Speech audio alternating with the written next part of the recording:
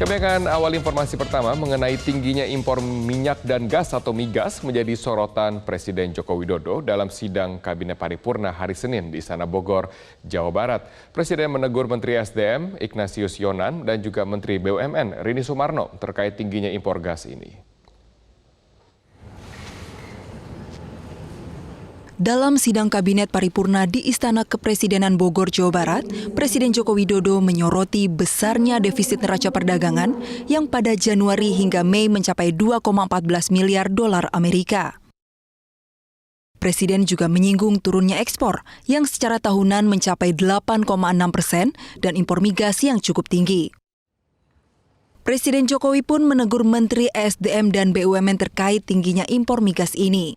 Angka ini dari mana? Kenapa impor begitu sangat tinggi? Kalau didetailkan lagi, migas ini naiknya gede sekali.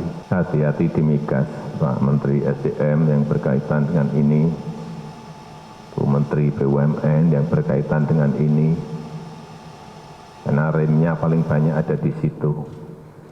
Menanggapi teguran ini, Menteri BUMN Rini Sumarno berjanji akan bekerja lebih keras lagi dan mengevaluasi penyebab tingginya impor migas pada Mei 2019.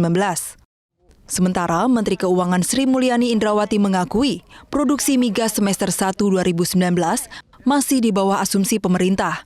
Sementara kebutuhan dalam negeri terus meningkat, sehingga diperlukan strategi peningkatan produksi untuk memenuhi kebutuhan dalam negeri.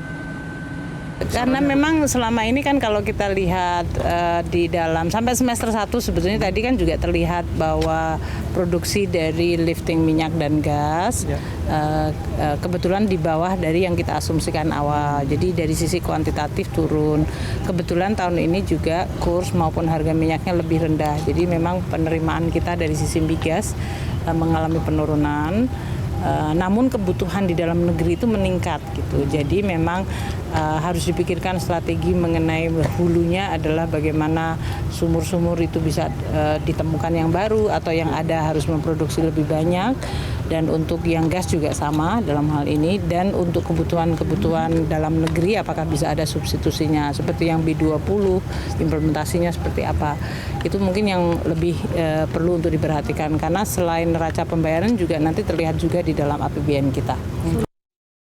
Namun berdasarkan laporan Direktur Utama PT Pertamina Nike Widiawati ke Menteri SDM Ignatius Yonan, impor migas oleh Pertamina turun. Realisasi impor minyak mentah, produk dan LPG pada Januari hingga Mei 2019 turun dari 9,6 miliar dolar menjadi 7,3 miliar dolar Amerika.